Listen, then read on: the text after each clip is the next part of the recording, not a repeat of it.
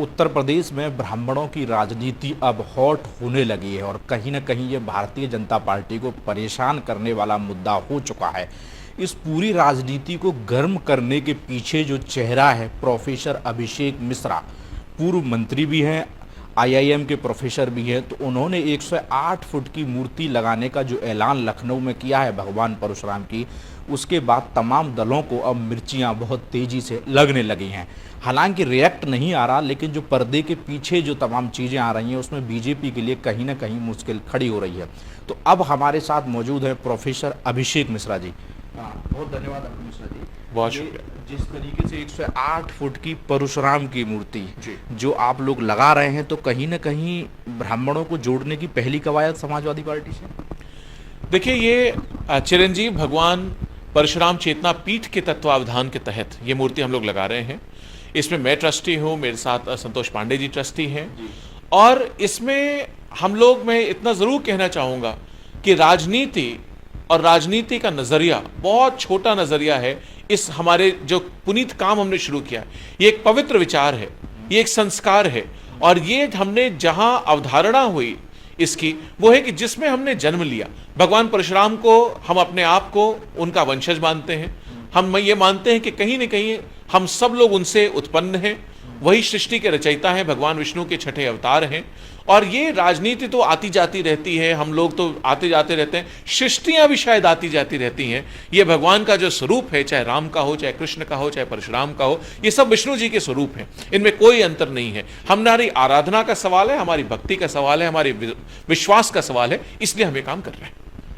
कहीं ये माना जाए कि बीजेपी के राम और सपा के परशुराम? नहीं नहीं नहीं नहीं नहीं नहीं, सपा और बीजेपी तो मान लीजिए, फिर मैंने कहूंगा ये छोटी हस्तियां हैं।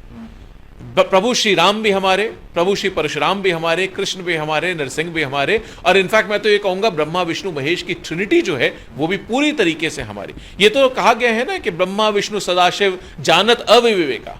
जो लोग अविवेकी हैं वो ब्रह्मा विष्णु सदाशिव की अलग अलग बात करते हैं। प्रणवाक्षर के मध्य ये तीनों एका, कि एक्चुअली ब्रह्मा विष्णु महेश भी एक ही हैं, ये अलग अलग नहीं है। तो ये कहना बिल्कुल गलत है। भगवान परशुराम जितने हमारे हैं, उससे उतना ही हमारे भगवान श्री राम भी हैं, उतने ही कृष्ण भी हैं, नरसिंह भी हैं, जो बाकी जो अवतार हैं हमारे 10 वो भी हैं। और इनफैक्ट जो कल की अवतार होगा उसमें भी लोग कहते हैं कि प्रभु श्री परशुराम जी ही दीक्षा देने का उसको भी काम करेंगे, वो भी हमारे होंगे पूरी तरह से। इस पे हम बिल्कुल ना बंटवारा चाहते हैं, ना हम इस पे कोई बहस चाहते हैं। और जो लोग भगवान श्री राम को एक किसी से जोड़ करके देखते हैं, मैं उसमें इनफैक्ट हिम्मत की तारीफ करना चाहूंगा उमा भारती जी की और सुब्रमण्यम स्वामी जी की, जिन्होंने कहा, बीजेपी वालों ने तो कोशिश की कि मंच पे एक ही आदमी दिखे, दूसरा आदमी दिखने ही ना पाए, किसी को बुलाया ही नहीं, बल्कि पूरे प्रदेश में धारा 144 लगा दी। जो अयोध्या के लोग जो हजारों साल से प्रभु श्री राम के वो लेकर के चल रहे हैं, जो उनकी भूमि, जो एक्चुअली उनके राज के लोग थे, जब भगवान श्री राम का मंदिर बन रहा है तो जिन लोगों पे प्रभु ने शासन किया, उनको रास्ता दिखाया, अपनी औलाद से ज्यादा समझ के पाला, राजधर्म का, उनको भी नहीं बुलाया गया उस मंदिर के उसमें। सिर्फ एक आदमी को दिखाने की कोशिश थी, और मैं कहना चाहूंगा ये बहुत गलत कोशिश थी। भगवान श्री राम सबके हैं। जब हम और वो और बाकी कोई नहीं था तब भी थे, और जब हम लोग नहीं बचेंगे, हमारी आपकी 10 पीढ़ियां भी नहीं बचेंगी, तब भी वो रहेंगे। वो शाश्वत सत्य का नाम प्रभु श्री राम है, वो पूरी तरीके से हमारे हैं। शाश्वत सत्य का नाम परशुराम है, शाश्वत सत्य का नाम कृष्ण है, शाश्वत सत्य का नाम ही नारायण है।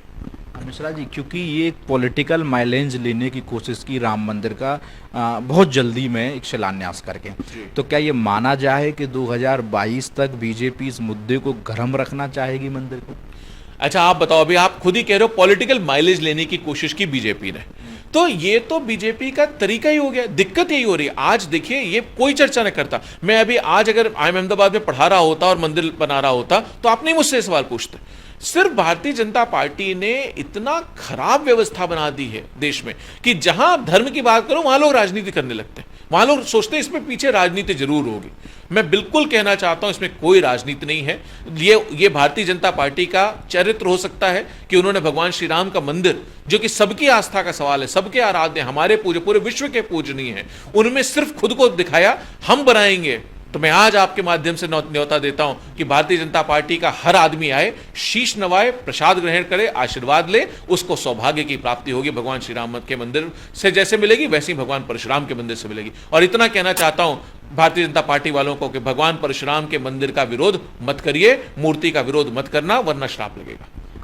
मिश्रा जी, क्योंकि हिंदू देवी देवताओं पर एक पेटेंट राइट बीजेपी ने एक मुंह बोले तरीके से कर लिया था लगातार भगवान के तमाम मुद्दों को लेकर, तो ये माना जाए कि अब समाजवादी पार्टी कहीं ना कहीं उस पेटेंट राइट को खिसका रही है। दूसरा सवाल मेरा ये है इसी में, बीजेपी ने ब्राह्मणों को भी अपना समझ रखा था कि ये पीठ के पीछे चलते रहेंगे, तो कहीं ना कहीं अब वो जमीन, क्योंकि एक 19% का लगभग जो आंकड़ा है उत्तर प्रदेश में ब्राह्मणों का, हाँ 19-20% का, तो क्या उसको खींचने का प्रयास किया जा रहा है? देखिए, आपने दो सवाल पूछे, मैं दोनों का जवाब देता हूं। पहले तो किसी ने नहीं कहा था कि ये सिर्फ इनके हैं, हमने कभी नहीं माना। हाँ, जिस तरीके ये बाकी कानून लाए, एक्ट लाए, कुछ लोगों का साथ देने के लिए लाए और सुप्रीम कोर्ट कुछ कहता रह गया, इन्होंने कानून बदल करके उसको लागू कर दिया, आज देश में लागू है। इसी तरीके से अगर प्रभु श्री राम 5 साल पहले सरकार रही, 7 साल की ये सरकार, 12 और 4 साल की उत्तर प्रदेश की सरकार हो गई, और पहले भी कई सरकारें रही, तो 18-20 साल की सरकार में अगर भारतीय जनता पार्टी कभी भी कोई इनका मुख्यमंत्री, कोई इनका प्रधानमंत्री कानून लाता, कहता जमीन हम इसको अधिग्रहित कर रहे हैं और हम बनाने जा रहे हैं, तब तो हो सकता है कहीं ना कहीं लोग कह देते हाँ भाई किसी एक पार्टी ने, किसी ने बनाया। आज तो सुप्रीम कोर्ट के आदेश से बनी, सुप्रीम कोर्ट में मुकदमा चल रहा था, कोई भी क्या अच्छा। और अगर ये लोग ये कहना चाह रहे हैं कि इन्होंने सुप्रीम कोर्ट पे दबाव बनाया, अगर ये भारतीय जनता पार्टी ये कहना चाह रहे हैं कि इन्होंने अपनी मनमानी सुप्रीम कोर्ट से करा ली, अगर ये कह रहे हैं कि सुप्रीम कोर्ट ने इनके प्रेशर में कोई काम किया, तो भाई ये तो फिर बता दे खुल करके, ये तो फिर सुप्रीम कोर्ट पे सवाल उठा रहे हैं। ये तो हिंदुस्तान का जो विश्वास सुप्रीम कोर्ट पे है उसको कैसे ला सकते हैं? हम लोग मानते हैं सर्वोच्च न्यायालय सर्वोच्च है, इसीलिए उसके नाम में सर्वोच्च लगा और हमारी वो भावना है उस न्यायालय के प्रति। तो ये न्यायालय के निर्णय पे हो रहा है। इन्होंने राजनीति करने की कोशिश जरूर की, सिर्फ एक आदमी को, एक पार्टी को बुला करके। हमने उस समय भी कहा था भाई हम लोगों को भी जगह मिलनी चाहिए, सबको बुलाना चाहिए, और बाकी चलो हमको नहीं बुलाया, हम मान लेते हैं आपको बुलाते तो चले जाते, 100% जाते। अरे क्यों नहीं, क्या बात कर रहे हो यार, 100% जाते, लेट के प्रणाम करते, आशीर्वाद ग्रहण करते। लेकिन अच्छा चलो हमें नहीं बुलाया, मान लो आपको, तो आपकी तो आपकी धार्मिक दृष्टि तो थी नहीं, आप तो राजनीति कर रहे थे वहां, इसलिए आपने हमको नहीं बुलाया। माननीय आडवाणी जी को बुला लेते, माननीय मुरली मनोहर जोशी को बुला लेते, जिनके पीछे झंडा लेकर के चल रहे थे, तब तो झंडा पीछे लेके चल रहे थे। आज टीवी में सर्कल करके उनको चल रहा था, उनकी फोटो ही नहीं दिखाई रहे थे।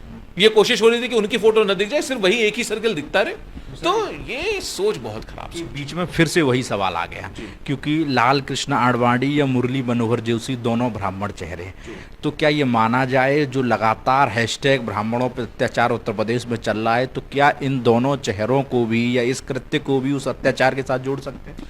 देखिए, आपने जो सवाल कहा कि ब्राह्मण नाराज है उत्तर प्रदेश में, ब्राह्मण क्यों नाराज है ये तो समझे लोग। आप लगातार किसी पे अत्याचार करोगे, लगातार उसकी बेइज्जती होगी, लगातार अपमान होगा, लगातार मर्डर्स होंगे, रेप्स होंगे, डेकॉइटीज होंगे, कोई कार्रवाई नहीं होगी। उसके घर की बच्चियां छेड़ी जाएंगी, वो लगातार शिकायत कर रहा है और उसकी शिकायत करने पर लोग उसके सर में गोली मार रहे हैं, जबकि वो पत्रकार था, अपनी बात रख रहा था। अब आप मुझे बताओ कौन आदमी होगा, भगवान न करे किसी के भी घर की बेटी, बहू, बिटिया, माँ, बहन, भातीजी, भांजी कोई आदमी सवाल उठाएगा तो हर आदमी वही करेगा कि उसका विरोध करेगा और पुलिस में रिपोर्ट दर्ज। अब पुलिस अगर इसलिए नहीं सुनवाई कर रही कि वो किसी धर्म या जाति का है, तो ये तो बहुत ही गलत बात है। एक दरोगा जूते के नीचे रगड़ रहा है और जनेऊ और कह रहा है लो तुम ब्राह्मण हो इसलिए ये कर रहा हूं, और उसके खिलाफ कोई कार्रवाई नहीं। क्यों नहीं कार्रवाई की? आप बताओ। इनके सांसद ने टीवी पे बैठ करके ब्राह्मणों के खिलाफ अपशब्द कहे, विनोद सोनकर जी ने, आज तक उन्हें शब्द वापस नहीं लिए, क्यों नहीं किए? बिंद जी ने कहा, जो इनके दूसरे सांसद हैं, कि जनेऊ देखते हैं लोग तो हमारे समाज के तो मारते हैं। भाई ये क्या बिंद जी कह रहे हैं? ये क्या सोनकर साहब की हिम्मत है कह दें? अरे इनकी हिम्मत नहीं। मैं ये निश्चित रूप से कहीं ना कहीं से आदेश है, और कहां से आदेश है उत्तर प्रदेश समझ रहा है। ठीक, उनका आदेश है तब ये इतनी हिम्मत कर रहे हैं। और मैं आज कहता हूं अगर नहीं है उन लोगों का आदेश तो आप आदेश करिए, ये लोग माफी मांगे, अपने शब्द वापस लें। हमारा दिल बहुत बड़ा है, समाज आपको माफी नहीं करेगा, आपको आशीर्वाद भी देगा। झुक के पैर छूना तो सीखिए, लेकिन वो भाव नहीं है, भाव ही गलत है। भाव ये है कि अगर सरनेम देख करके आप बताओ उत्तर प्रदेश के थाने कौन चला रहा है?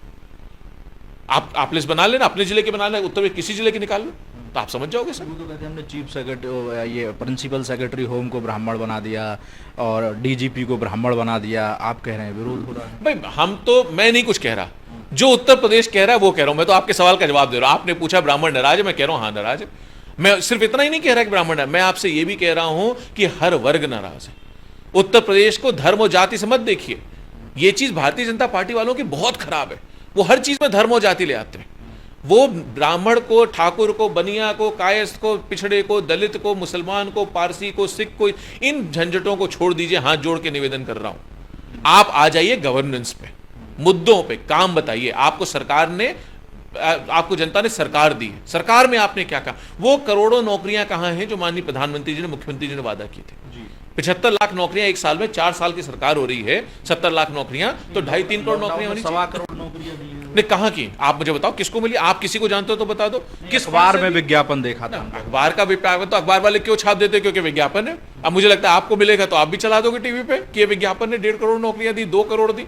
किस फंड से दी? कौन सा बजट दिया? किसको दिया? कोई अपॉइंटमेंट लेटर हो, कोई उत्तर प्रदेश में खड़े होकर कहे ना। मैं तो कह रहा हूं, अगर 1.25 करोड़ नौकरियों का मतलब हो गया, उत्तर प्रदेश में अगर 23 करोड़ की आबादी है, हर 20 में से एक आदमी को मिली उनकी नौकरी। 36 जिलों में मिली, 30 जिलों में मिली, 30 जिले में, हाँ ट्रू, यू आर राइट। तो 30 जिलों में जब मिली तो इसका मतलब है कि 1/3 जिलों में, 2/5 जिलों में, 40% में, तो 8 करोड़ में अगर 1.25 करोड़ नौकरियां मिल गई लोगों को, 10 करोड़ में 1.25 करोड़, हर 10वें आदमी को मिल गई, हर 8वें आदमी को मिल गई। आप चले जाओ ना उस प्रदेश में, किन्हीं 10 लोगों को पूछ लो इंटरव्यू कि भाई तुमको नौकरी मिली क्या कोई? और लगा महीने भर भी तनख्वाह अगर मिली हो किसी को, बाकी नहीं कर रहा मैं, साल भर छोड़ दीजिए। मेरा चैलेंज है कि अगर 1 महीने की लगातार 30-31 दिन की सैलरी स्लिप दिखा दें तो मैं हाथ जोड़ करके प्रणाम करने को तैयार हूं। बहुत शुक्रिया। तो हमारे साथ थे प्रोफेसर अभिषेक मिश्रा, जो तमाम तीखे सवाल सरकार से पूछते नजर आए। अपने सहयोगी अमित अग्रवाल के साथ डॉक्टर विवेक गर्गाचार्य, लखनऊ, समाचार 24।